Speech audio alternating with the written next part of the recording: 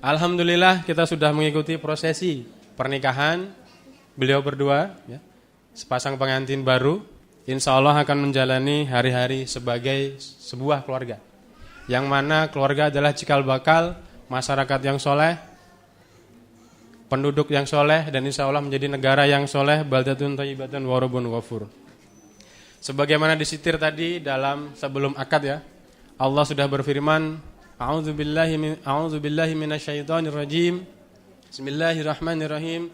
Wa min ayatihi an khalaqalakum min anfusikum azwajan litaskunu ilaiha wa ja'ala bainakum mawaddatan wa rahmah.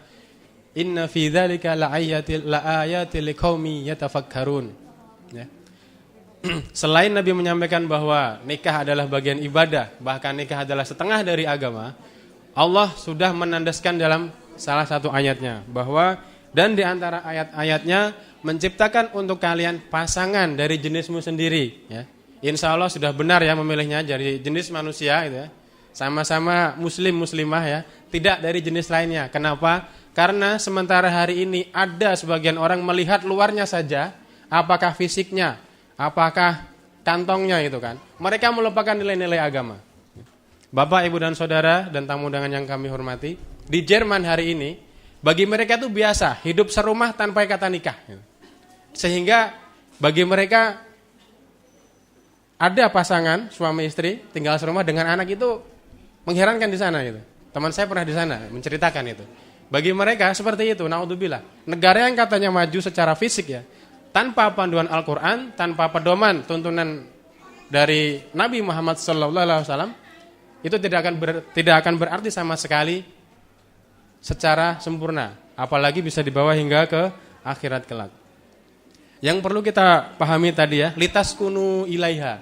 Pertama dari pernikahan yang diharapkan adalah sakinah, taskunu itu.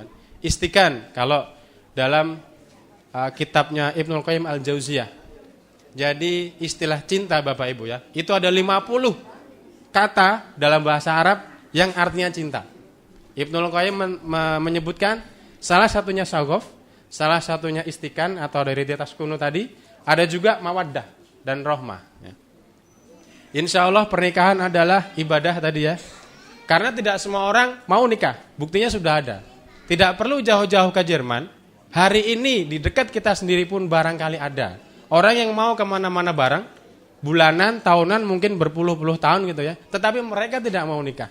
Sehingga sangat mulia sekali pernikahan itu sendiri. Dan bahkan dengan sakinah itu ya, dalam sebuah perang Badar, pada awalnya muslimin itu takut.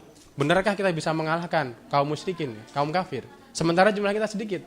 Kemudian Allah memberikan ketenangan, menurunkan sakinah sehingga mereka bisa berjihad fisabilillah dan memenangkan pertempuran karena izin Allah. Demikian juga dengan pernikahan tadi, yang pertama akan diberikan sakinah, ketenangan. Minimal tidak akan ada lagi yang bertanya, seminggu lagi puasa, sahur sama siapa? Bukan begitu ya, yang masih bujang-bujang ya.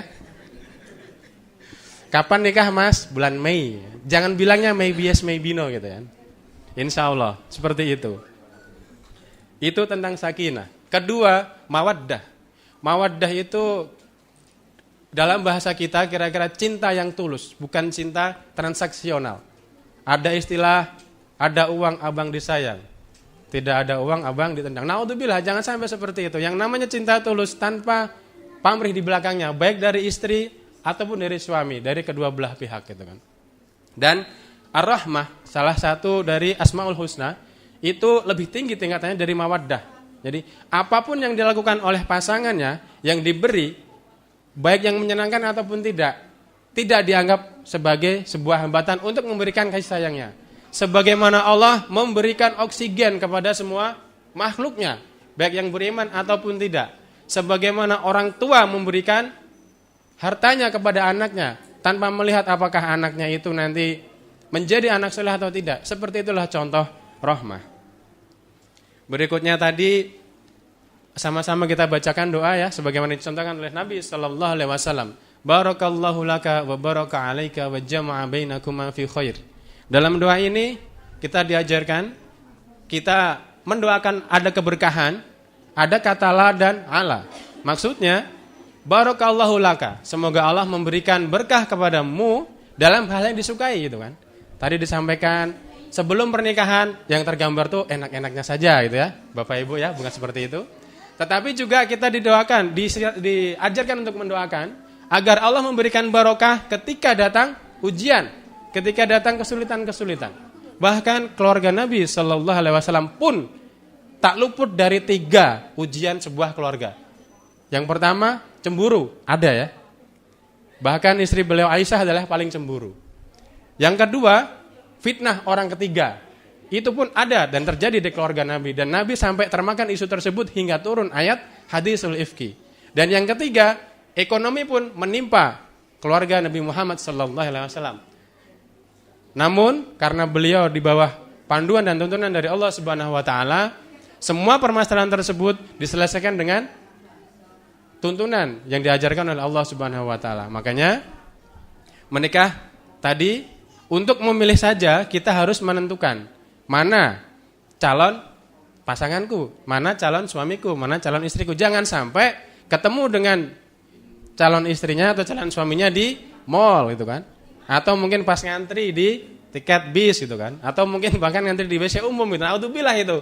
Itu sejarah yang mungkin memalukan untuk anak cucu kita kalau kita seperti itu mencari jodohnya.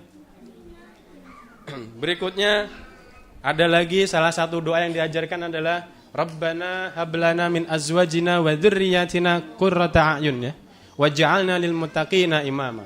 Di sini Allah mengajarkan kepada kita untuk menjadikan qurrata a'yun ada urutannya. Pertama adalah azwajnya, pasangan suami dan istri.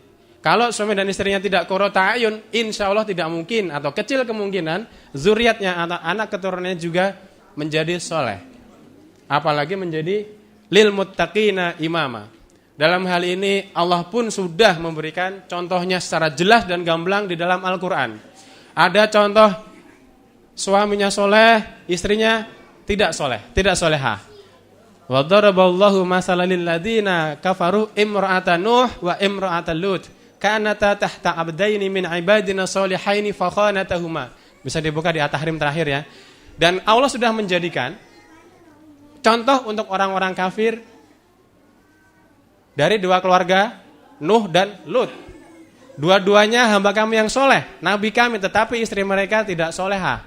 Sehingga anaknya Nabi Nuh pun ikut menjadi tidak soleh. Itulah pentingnya kenapa tadi diperlukan pasangan yang kedua-duanya soleh. Berikutnya contoh untuk yang kebalikan dari Nabi Nuh dan Nabi Lut. Wa daraballahu masalil ladina amanu imra'ata fir'aun. Dan Allah menjadikan contoh bagi orang beriman istrinya Fir'aun. Walaupun istrinya mengaku Tuhan, walaupun suaminya memusuhi Nabi hingga mengejar dan akan membunuh, tetapi istrinya tetap beriman, tetap solehah dan berdoa kepada Allah, ya Allah selamatkan aku dari kejahatan Fir'aun dan pasukannya dan bangunkan aku rumah di surga. Dan yang terakhir adalah contohnya Maryam binti Imran ya. Imran walaupun bukan nabi disebutkan dalam Al-Quran sebagai sebuah teladan. Imran suami istri soleh soleha, anaknya soleha Maryam, cucunya pun soleh Nabi Isa. Pun di zaman Nabi Muhammad SAW 4 keturunan 4 generasi berturut-turut menjadi orang soleh di zamannya.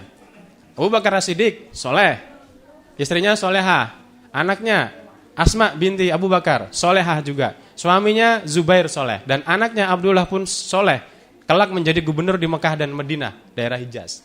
Dan yang terakhir kakeknya atau bapaknya Abu Bakar, Abu Quhafah, masuk Islamnya belakangan. Jadi walaupun terlambat, insya Allah tetap mendapat kasih sayang Allah. Makanya Allah menyebutkan dalam surat Tur itu kan, walladzina amanu wattaba'athum dzurriyyatuhum biimanin alhaqna bihim dzurriyyatahum wa ma alatnahum min amalihim min syai'. Kullu mri'in bima kasaba rahin. Dan untuk orang-orang beriman yang anak keturunan mereka soleh, maka kelak kami akan mengumpulkan mereka di akhirat, di surga, tanpa mengurangi sedikit pun pahala mereka. Setiap orang terikat dengan semua amalannya.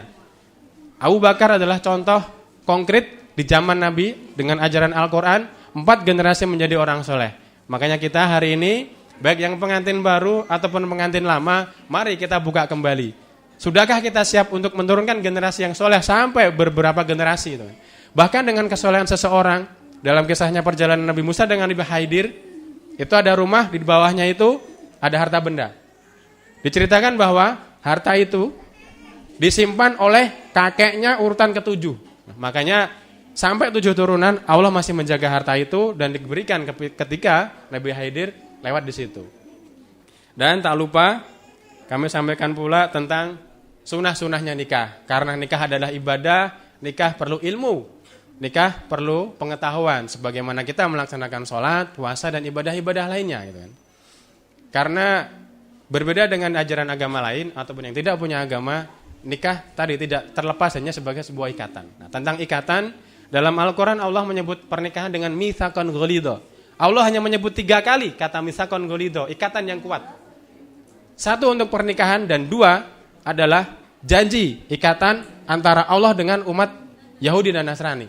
Bayangkan betapa luar biasanya Allah menyebut nilai sebuah pernikahan, mitsaqan ghalidha. Sehingga ketika ada masalah, perceraian adalah pilihan terakhir dan itu pun dibenci Allah. Makanya jangan sampai terjadi yang seperti itu. Di antara sunnah nikah adalah doa yang diajarkan selain barokallah adalah doa zafaf ya. Salah satunya bunyinya Allahumma barik li fi ahli wa barik lahum fiya. Allahumma jma' bainana ma jama'na bi khair wa farik bainana idza farakna ila khair. Ini khususnya nanti dibacakan oleh suami kepada istrinya ya. Dengan mengecup keningnya dan memegang ubun-ubunnya. Yang pengantin lama Bapak Ibu pernah baca doa ini? Ya, atau baru tahu? Silahkan kalau belum pernah nanti dipraktekkan Bapak Ibu ya. Itu adalah sunnah Nabi bagaimana mendoakan keluarga supaya diberkahi. Artinya Allahumma barikli, berkahilah aku untuk keluargaku. Dan berkahilah mereka untuk aku, wa barik lahum fiyya. Dan kumpulkanlah aku, kami, jika engkau mengumpulkan dalam kebaikan. Dan pisahkanlah kami jika engkau memisahkan untuk kebaikan juga. Seperti itu doa yang diajarkan oleh Nabi. Kemudian sholat berjamaah. Itu juga sholat disunahkan oleh Nabi ya.